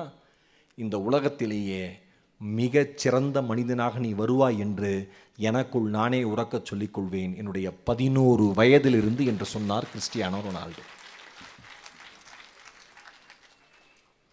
அது வாழ்க்கை. நல்லா காலேஜ் முடிச்சு வரான், என்னடா பண்ண போறேன்னு கேட்குறேன், தெரியல சாருங்கிறான். செவப்பே வைக்கணும் போல இருக்கணும். ஒரே குழப்பமா இருக்கு. என்ன பண்ண? போனேன் வந்தேன், அப்புறம் எப்படி தெரியும்? படிக்கணும். இங்கே இருக்கிற எல்லா ஸ்டூடெண்ட்ஸுக்கு சொல்கிறேன், பேப்பர் படிங்க. உங்களை சுற்றி இந்த சமுதாயத்தில் என்ன நடக்குதுன்னு தெரிஞ்சுக்கிறதுக்காக பேப்பர் படிங்க. நாளைக்கு காம்படிட்டிவ் எக்ஸாம் எழுதுறீங்களா, நீங்கள் டெய்லி பேப்பர் படிக்கிறது அவ்வளோ பெரிய பயனுடையதாக இருக்கும். இங்கே இருக்கிற அரசு அதிகாரிகள் அத்தனை பேர்ட்டி கேளுங்க, நாளைக்கு காம்படிட்டிவ் எக்ஸாம் எழுதுகிறப்ப நீங்கள் பேப்பர் படித்து அதை நோட்ஸ் எடுத்து வச்சுக்கிறது அவ்வளவு பயனுடையதாக இருக்கும். ஞாபகம் வச்சுக்கோங்க, படிங்க, நிறையா படிங்க. புத்தக திருவிழா வந்தீங்களா, கீழே ஸ்டால்ஸ் பார்க்குறீங்களா, மேலே வரீங்களா, ப்ரோக்ராம் அட்டன் பண்ணுறீங்களா, கிளம்பிடாதீங்க. ஒவ்வொரு ஸ்டாலாக ஒவ்வொரு கடையாக போய் நில்லுங்க, புத்தகங்களை பாருங்கள். உங்களுக்கு என்ன புத்தகம் கிடைக்கும், என்ன புத்தகம் வேணும், எது உங்களுக்கு இன்ட்ரெஸ்ட் பாருங்க. அது நாவலாக இருக்கலாம், சிறுகதையாக இருக்கலாம், ஏன் மோட்டிவேஷன் ஸ்டோரிஸாக இருக்கலாம், இல்லை உங்களுக்கு பிடிச்ச சப்ஜெக்ட், நீங்கள் நல்லா டிராயிங் வரைவீங்களா அது சம்மந்தமான புக்ஸாக இருக்கலாம். எதுவாக இருந்தாலும் முதலில் புத்தகத்தை கண்களால் அப்படியே அழகாக அதை பார்த்து ரசிங்க. ஒவ்வொரு ஸ்டாலாக நில்லுங்க. நான் இன்னைக்கு சொல்றது நிறைய பேருக்கு விளையாட்டாக கூட இருக்கலாம், ஆனால் ஒரு புத்தகம் உங்கள் தலைமுறையினுடைய தலையெழுத்தை மாற்றுகிற சக்தி அதற்கு இருக்கிறது, மறந்துடாதீங்க. ஒரே ஒரு புக்கு உங்க வாழ்க்கையை சேஞ்ச் பண்ணிடும். அந்த அளவுக்கு டீப்பா படிச்சீங்கன்னா, அந்த வார்த்தைகளினுடைய கணத்தை புரிஞ்சுக்கிட்டீங்கன்னா, என்ன மேஜிக் வேணா உங்களால பண்ண முடியும். உங்க ஸ்கூல்ல உங்க டீச்சரோ, உங்க சாரோ, உங்க பிரின்சிபலோ, உனக்கெல்லாம் பாடம் எடுக்கிறது என் தலையெழுத்து, நாம படிக்கிறப்ப அப்படி சொன்னாங்க, இப்பெல்லாம் சொல்ல முடியாது. இதுதான் எங்கள் சாரு திட்டிக்கிட்டு இருக்காரு. கைஸ் பாருங்க, நான் லைவாக உங்களுக்கு காமிக்கிறேன். அவர் பாருங்களேன் எவ்வளோ மோசமாக நடந்துக்கிறாரு பாருங்க, எங்களை எப்படி திட்டுறாரு பாருங்க. கைஸ் மறுபடியும் நாளைக்கு லைவில் மீட் பண்ணுறேன் அப்படின்னு கட் பண்ணிடுறான். அதனால தான் எந்த வாத்தியாரும் வாயே திறக்கிறது இல்லை. எக்கேடா கேட்டு போங்கடான்னு. ஒன்று சொல்கிறேன், கண்டிப்பு இல்லை என்றால் ஒருபோதும் சமூகம் சரிப்படாது என்பதை புரிந்து கொள்ள வேண்டும். குறிப்பாக இங்கே பேரண்ட்ஸ் வந்திருக்கீங்களா, உங்களுக்கு தான். என் குழந்தைய ஏன் அடிச்சுட்ட போய் நின்றாதீங்க. நீங்கள் என்ன ஹரிச்சந்திரனையும் மகாத்மா காந்தியுமா பெற்று விட்ருக்கீங்க, ஹிட்லர் முசோலினியை பெற்று விட்ருக்கீங்க எல்லாம். அந்த ஹிட்லர் முசோலினியை நல்ல வழி காமிச்சு படிக்க வச்சு அவனை மனுஷனாக மாற்றி ஸ்கூல்லேருந்து வெளியில் அனுப்புகிறாங்க, நல்ல பழக்கத்தை உருவாக்குறாங்க. கண்டிப்பு தேவைதான். நீங்கள் படிக்கிறப்ப அடிக்காமையா பார்த்து திருந்தணும், நம்மளாம் அடிக்க வாங்காமையா திருந்தணும்.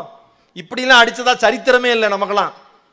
நான் இப்படி கையை நீட்டுவேன், எங்கள் சார் சொல்லுவார், நல்லா இருக்குப்பா, இப்படி திருப்பும் பார், வேணாம் சார் வேணாம் சார் வேணாம் சார் வேணாம் சார் வேணாம் சார் வேண்டாம். குச்சி நம்மளை கையை வச்சு, அவர் கையை வச்சு கூட நம்ம கையை திருப்ப மாட்டார். கவனிச்சிருக்கீங்களா மேடம்? அந்த குச்சியை வச்சே அந்த தவால இந்த ரொட்டியை திருப்புவாங்கல்ல, இந்த கல்யாணத்துக்குலாம் போனால் குச்சி விட்டு ஒரு ரொட்டியை திருப்பி போடுவாங்க.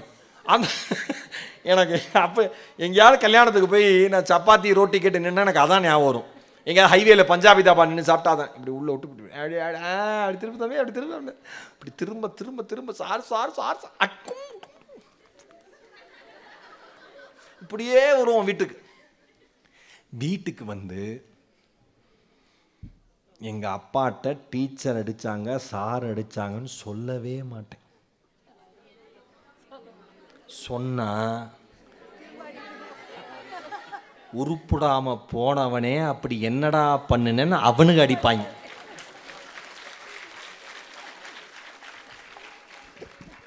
கையெல்லாம் வீங்கி இருக்கும். ஏண்டா என்னாச்சு? ரன்னிங் ரேஸில் கீழே விழுந்துட்டேன். எங்கள் அப்பா எவ்வளோ விவரம், அது எப்படி கரெக்டாக இந்த முட்டியில் மட்டும் விழுந்திருக்க, ஓடுறப்ப இப்படி இப்படியே ஒன்றேன்னு கேட்பாரு எங்கள் அப்பா. நான் மனசுக்குள்ள நினச்சிக்கேன், தெரியுதுல போங்க பேசாம. கண்டிப்பு ரொம்ப முக்கியம். யாராவது உங்களை சத்தம் போட்டாங்கன்னா, ஸ்ட்ரிக்டாக இருந்தாங்கன்னா, கண்டிச்சாங்கன்னா, அதன் மூலிமா மனசு உடஞ்சி போயிடாதீங்க தங்கங்களா. சரி, எங்கள் அம்மா அப்பா என்னை புரிஞ்சிக்கவே மாட்டேங்கிறாங்க, அந்த வார்த்தையே பயன்படுத்தாதீங்க தங்கங்களா. நீங்கள் தான் அம்மா அப்பாவை புரிஞ்சுக்கல. அவர்கள் வாழ்க்கையில் எதுவுமே அவர்களுக்கு தேவையில்லை, உங்கள் நலனை தவிர என்பதை புரிந்து கொண்டால் போதும். இன்னைக்கு என்னன்னா, எமோஷ்னலி ரொம்ப இம்பேலன்ஸ்டாக இருக்கீங்க. மனசளவில் ரொம்ப தடுமாற்றத்தோடையே இருக்கு இன்னைக்கு தலைமுறை. அதுதான் தங்கம் பிரச்சனை. உங்களுக்கு சின்ன கொண்டாட்டமா பெரிய செலிப்ரேஷன். நான் பார்க்குறேனே, பாலத்துக்கு மேலே நின்று கேக் வெட்டுவான். பர்த்டே பார்த்துறீங்களா? ஹாப்பி போ மச்சான், ஹாப்பி பர்த்டே மச்சான். அடுத்த நாள் 2 பேர் பெட்ரோல் காசு இல்லை மச்சான், என்ன பண்ணலாம்? உடடா போய் சம்பாதி, ஒர்க் பண்ணு. எது இன்பம், எது சந்தோஷம்? என்னைக்காவது அப்பா அம்மா பற்றி யோசிச்சிருக்கோமா? சிதே அவங்க என்னை திட்டாங்க என்னன்னா, நியூஸ் பேப்பர்லாம் இப்போ டிவி நியூஸை பார்க்குறப்ப, நியூஸ் பேப்பரில் படிக்கிறப்ப பயமாக இருக்குது. அம்மா அப்பா திட்டாங்கன்னு நைட்டே கிளம்பி 6வது படிக்கிற பொண்ணு கிளம்பி எங்கேயோ ஒரு ஊருக்கு போயிடுது. அப்புறம் அங்கே இருக்கிற போலீஸில் பார்த்து, என்னம்மா யாருமான்னா, இல்லை எங்கள் அம்மா அப்பா திட்டாங்க இந்த மாதிரி, அதனால் அந்த ஊர்லேருந்து நான் இந்த ஊருக்கு வந்துட்டேன். மறுபடியும் அவங்க கொண்டு போய் அங்கேயே விடுறாங்க. உடனே அவர் ஒரு பையன் நீட்டில் மார்க்கு சரியாக வராதுன்னு, நீட்டில் நான் நினச்ச அளவுக்கு மார்க் சரியாக வராதுன்னு எக்ஸாம்பிள் மார்க் வரத்துக்கு முன்னாடியே நார்த் இந்தியாவில் ஃபோன் பண்ணி அவங்க அப்பாவுக்கு, அப்பா எனக்கு மார்க் வராது சரியா, நான் 4வது முறை நீட் எக்ஸாம் எழுதுகிறேன், எனக்கு அவமானமாக இருக்குது, இனிமேல் நான் வீட்டுக்கு வரமாட்டேன், நான் எங்கேயோ போகிறேன். யோசிச்சு பாருங்கள், கஷ்டப்பட்டு வளர்த்து படிக்க வச்ச ஒரு பையன் ஒரே ஒரு ஃபோன் காலில் இந்த ஒரே ஒரு ஸ்டேட்மெண்ட்டை சொல்லிட்டு கிளம்பிட்டான்னா அந்த குடும்பம் எப்படி உடஞ்சி போயிடும், பதறி போயிடும். ஆனால் அந்த பையன் பாருங்கள், கொஞ்சம் கூட, நான் சொல்கிறேன் அப்போ நீங்களே புரிஞ்சுப்பீங்க அவனுக்கு என்ன இல்லைன்னு. காசு பற்றி கொஞ்சம் கையில் இருக்குது, அது தீர்ந்த உடனே நான் மறுபடியும் கால் பண்ணுறேன், ஜிபே பண்ணி விட்ருங்கன்னு இருக்கான். அப்போ கடைசி வரைக்கும் சம்பாதிக்கிற யோகிதை இல்லைன்னு தெரியுது. அப்போ எல்லா டோரையும் க்ளோஸ் பண்ணிட்டு வீட்டுக்கு வந்து சேர வேண்டியதானே. ஊர் ஊராக போயிருக்கான். எங்கே போயிருக்கான்? எல்லாம் ஆன்மீக பயணம். ஏன்னா இவருக்கு ஞானம் வந்துருச்சு, இனிமேல் நீட்டு கிழிக்க முடியாதுன்னு கிளம்பி போயிருக்கார். வைத்தறிச்சலாக இருக்குது சார் எனக்கெல்லாம். அப்படியே ஒவ்வொரு ஆன்மீகம் பயணமாக போயிட்டு கடைசியில் கோவாவுக்கு போயிருக்கான் மேடம். போகிற வழியில் ட்ரெயினில் தூக்கியிருக்காங்க அவனை. வாடான் அவர் சொல்லியிருக்கார், இனிமேல் எதுவுமே பண்ணுவேன். பேரண்ட்ஸ் எப்படி ஆயிடுறாங்கன்னா, பெற்றோர்கள் பயந்துடுறாங்க. ஐயோ இதனால் இவங்க தவறான முடிவு எடுத்துட போகிறாங்களேன்னு. ஒன்றே ஒன்று சொல்லவா, உங்கள் பெற்றோர்களை பயமுறுத்துறதுனால நீங்கள் வாழ்க்கையில் எதையுமே சாதிக்க முடியாது. ஆனால் உங்கள் பெற்றோர்களை புரிஞ்சுக்கிறதுனால வாழ்க்கையில் எல்லாத்தையுமே சாதிச்சிடலாம். தாங்க 12th முடிச்சு, நான் சொல்கிறேன் என் அனுபவத்தில், 12th முடிச்சு யூஜி 3 வருஷம், இல்லை ஏதாவது ப்ரொஃபஷனல் கோர்ஸ் எடுத்தீங்கன்னா, இன்ஜினியரிங் எடுத்தீங்கன்னா 4 வருஷம், எம்பிபிஎஸ்னா 5 வருஷமாக தாங்க. அந்த 5 யூஜி முடிச்சு 8 வருஷத்துக்குள்ள உனக்கு வாழ்க்கை எல்லாத்தையும் புரிய வச்சோம். அது வரைக்கும் உனக்கு ஒன்றுமே தெரியாது, ஜாலியாக இருப்பேன். ஏன்? கமிட்மெண்ட்டே கிடையாது. வீட்டு வாடகை கட்ட வேண்டாம், கரண்ட் பில் கட்ட வேண்டாம், கடங்காரனுக்கு பதில் சொல்ல வேண்டாம், பைக்கு வாங்கி கொடுத்தது ஓசி, பெட்ரோல் ஓசி. அதனால தானே ஊன்னு போகிறான் பையன்.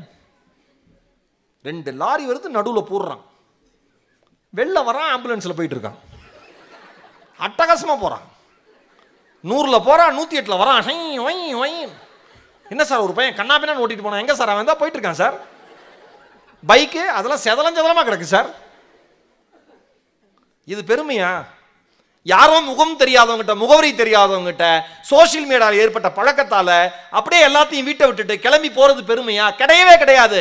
உங்கள் வீட்டில் இருக்கிறவர்களுக்கு ஒரு சிறு வார்த்தை சொன்னால் காயப்பட்டு அவங்ககிட்ட கோச்சிக்கிறீங்களே, யாரோ ஒருத்தர் நம்பி போயிட்டு அனாதையா அவங்களை விட்டுட்டு போயிடுறாங்களே, அப்போ யார்கிட்ட போய் கோச்சிப்பீங்க? நான் ஒரே ஒரு வார்த்தையை அழுத்தமாக சொல்கிறேன். இந்த ஸ்டூடெண்ட்ஸ் எல்லாம் 9th ஸ்டாண்டர்ட் சொன்னீங்க, இந்த வயசு தான் பிரச்சனைக்குரிய வயதினுடைய முதல் ஆரம்பம். எல்லாமே பரபரப்பாக இருக்கும், எல்லாமே நல்லா இருக்கும், எல்லாமே நல்லா இருக்காது. இப்படி தான் இருக்கும்.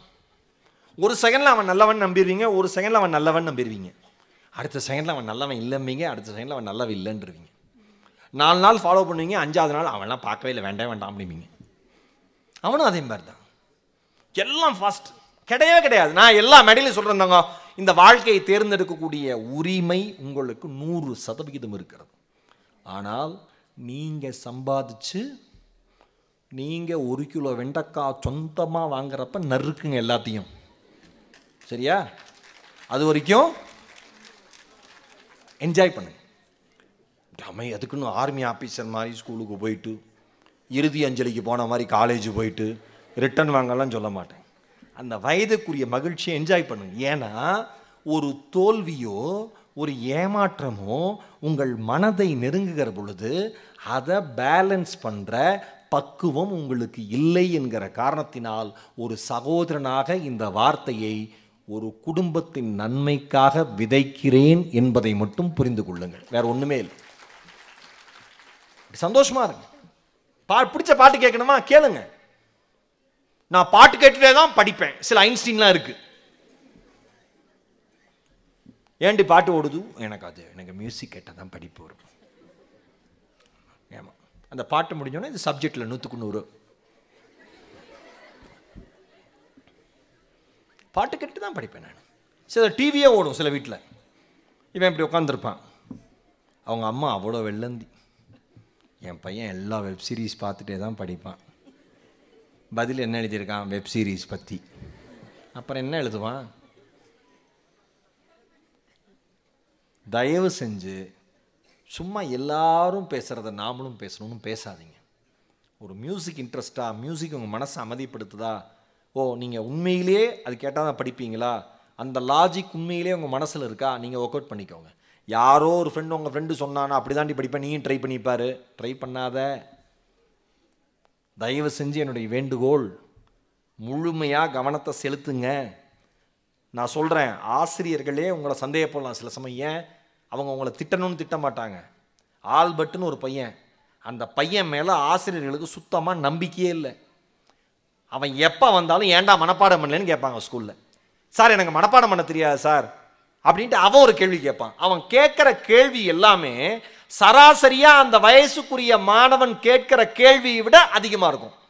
ஆசிரியர்கள் தகச்சு போவாங்க. நான் ஒன்று சொன்னால் நீ ஏன்டா 9 சொல்கிறேன்னு செவிலே வச்சு போடா அந்த பக்கம் வாங்க. இவனுங்க மன வருத்தம். இந்த தடவை மார்க் என்னன்னு தெரியுமான்னு கேட்டிருக்காங்க ஒரு தடவை எக்ஸாமில். தெரியாத அவன் தலக்கு குனிஞ்சு நின்றுருக்கான். தெரியாதுன்னா எப்படி தெரியும்? படித்தாதானே தெரியும் அப்படின்னு கிளாஸே சிரிச்சிருக்கு. அத்தனை நண்பர்கள் முன்னாடி அவமானப்பட்ட அந்த அவமானத்தினுடைய சுவடுகள் கண்ணீர் வழிய வழிய அவன் பிரின்சிபல் ரூமுக்கு போகிறான், ஹெட் மாஸ்டர் ரூமுக்கு போகிறான். அங்கே போனோன்னு சொல்கிறான், சார் நம்ம ஸ்கூலில் எந்த சாரும் சரியில்லை, எந்த டீச்சரும் சரியில்லை, எல்லாத்தையும் மனப்பாடம் பண்ணுன்னு சொல்கிறாங்க, கான்செப்டே புரிய வைக்க மாட்டேங்கிறாங்க, ஏதோ ஒரு கேள்வி கேட்டால் ஏன்டா பெரிய விஞ்ஞானி நினைப்பான்னு என்னை கிண்டல் பண்ணுறாங்க, வேண்டவே வேணாம் சார், நீங்களாம் அவங்களுக்கு அட்வைஸ் பண்ணுங்க சார் சொன்னோன்னே அவர் சொல்லியிருக்காரு, முதல்ல உன் வாயை மூடு. யார்? பிரின்சிபல். டீச்சர்ஸ் என்ன சொல்கிறாங்களோ அதை ஃபாலோ பண்ண முடியாது அவனால், முட்டாள் அப்படின்ட்டு இருக்காரு. இவன் புரிஞ்சிருக்கான், இனிமேல் சாதாரண பள்ளிகள் நமக்கு அறிவை தராது என்கிற முடிவெடுத்து விட்டு பள்ளியிலிருந்து வெளியேற தயாராகிட்டு வெளியில் போய் கணிதம் தொடர்பாக, அறிவியல் தொடர்பாக ஏகப்பட்ட புத்தகங்களை தேடி தேடி படித்து ஆராய்ச்சி கட்டுரைகளை வெளியிடுகிறான். உலகமே அந்த இளைஞனுடைய ஆராய்ச்சி கட்டுரைகளை பாராட்டுகிறது. 2ஆம் உலகப் போரோட நேரம், 2ஆம் உலகப் போர் வருது, உலகம் முழுக்க குண்டுமழை பொழியுது, ஐரோப்பா முழுவதும் மக்கள் மீது குண்டுமழையாக இருக்குது, கட்டடங்கள் சேதம், பாலம் சேதம், வீடுகள் சேதம், எல்லாமே சிதிலமடைஞ்சு போயிடுது, கல்லூரிகள் பள்ளிகள் எல்லாமே சிதிலமடைஞ்சு போயிடுது. போரில், 2ஆம் உலகப் போரில் ஜெர்மனி மிகப்பெரிய பாதிப்புக்கு உள்ளாகுது. அந்த ஜெர்மனியில் அந்த ஆல்பர்ட் படித்த பள்ளியின் மீதும் ஒரு குண்டு போய் விழுது. படித்த பள்ளி அவ்வளவு சேதமாகுது. போர் முடியுது. போர் முடிஞ்சதுக்கப்புறம் மீண்டும் அந்த பள்ளியை மறுசீரமைப்பு செய்கிறார்கள். ஜெர்மனியில் அந்த ஸ்கூல் இருக்கு. மீண்டும் அந்த பள்ளியை மறுசீரமைப்பு செஞ்சு அன்னைக்கு புகழ்பெற்றவராக இருந்த ஐன்ஸ்டீன் அவர்களை கொண்டு வந்து அந்த புதிய கட்டடத்தை திறக்க வைக்கிறார்கள். புதிய கட்டடத்தை திறந்து வைத்துவிட்டு அந்த மாணவன் அந்த பள்ளியை பார்த்து மெல்ல சிரிக்கிறான். அவன்தான் அந்த ஆல்பர்ட். அவன் பெயர் ஆல்பர்ட் ஐன்ஸ்டீன். எந்த ஸ்கூல் உங்களை மக்குன்னு சொல்லி விரட்டுச்சோ, இல்லை யார் உங்களுடைய நண்பர்கள் இனிமேல் நீ முன்னேறவே மாட்ட அப்படின்னு சொல்லி உங்களை ஒதுக்கி வச்சாங்களோ, ஃப்ரெண்ட்ஷிப் சர்க்கிள்குள்ளே வரவிடாமல், இனிமேலாம் நீ என்ன பண்ண போகிறேன்னு எல்லாரும் ஏன் இந்த வேலையை பண்ணுற, ஓவரா பேசுகிற, பெரிய விஞ்ஞானியாக போறியான்னு நினைப்பா இருக்கா அப்படின்லாம் உங்கள்கிட்ட கேட்டாங்கன்னா, நான் சொன்ன இந்த கதையை நீங்கள் எல்லாரும் ஞாபகம் வச்சுங்க. இது மாணவர்களுக்கு மட்டுமல்ல, பெரியவர்களுக்குமானது. இந்த உலகம் உங்களை உதாசீனப்படுத்தினாலும் கூட உங்கள் முடிவுகளில் நீங்கள் உறுதியாக இருந்தால் ஒரு நாள் இந்த உலகம் உதாசீனப்படுத்தி இடத்திலேயே உங்களை கௌரவிக்கும் என்பதை மறந்து விடாதீர்கள். ஆல்பர்ட் ஐன்ஸ்டீனுடைய வாழ்க்கை அதற்கு சிறந்த உதாரணம். சிதையா நெஞ்சுகுள் என்பதனுடைய அடிப்படை சித்தாந்தம் இதுதான். வாழ்க்கையில் எவர் உங்கள் வாழ்வின் மீது விமர்சனம் செய்தாலும், எவர் உங்கள் வாழ்வின் மீது கற்களை கொண்டு வீசினாலும், எவர் உங்கள் வாழ்வை தரக்குறைவாக பேசினாலும், எவர் உங்கள் மதிப்பீடுகளை எந்த வழியிலாவது குறைக்க முற்பட்டாலும் ஒருபோதும் சிந்தை கலங்காதீர்கள். சிதையா நெஞ்சு கொள்ளுங்கள். வாழ்வது ஒரு முறை, வாழ்த்தட்டும் இனி வருகிற தலைமுறை. நம் பிறப்பு தரித்திரமானாலும் இறப்பு சரித்திரமாகட்டும். நாளைய வரலாறு நம் பெயர் பேசட்டும். இந்த அரங்கம் நிறைந்த ஒரு புத்தக திருவிழாவில் பேசுவதற்கான வாய்ப்பை தந்த நீலகிரி மாவட்டத்தை சார்ந்த அத்துணை அன்பு உள்ளங்களுக்கும் பபாசி நிறுவனத்திற்கும் என் இதயம் நிறைந்த நன்றிகளை சொல்ல நான் கடமைப்பட்டிருக்கிறேன். என்னை கோயம்புத்தூர் விமான நிலையத்திற்கே வந்து அன்புடன் அழைத்து வந்த மரியாதைக்குரிய அன்பு சகோதரர் ஜவஹர் அவர்களுக்கும் இந்த நேரத்திலே என் இதயம் நிறைந்த நன்றிகளை சொல்லி, நிறைய படிப்போம், நிறைய யோசிப்போம். சமுதாய மாற்றத்திற்கான விதையை நம் கல்வியிலிருந்து எடுத்து மீண்டும் இந்த சமுதாயத்திலேயே பயிரிடுவோம். வாழ்வோம், சிறப்போம், வாசிப்போம். நன்றி, வணக்கம். இந்த தகவல் உங்களுக்கு பிடிச்சிருந்தா லைக் பண்ணுங்க, உங்க ஃப்ரெண்ட்ஸுக்கு ஷேர் பண்ணுங்க, மறக்காம எங்க சேனலுக்கு சப்ஸ்கிரைப் பண்ணுங்க.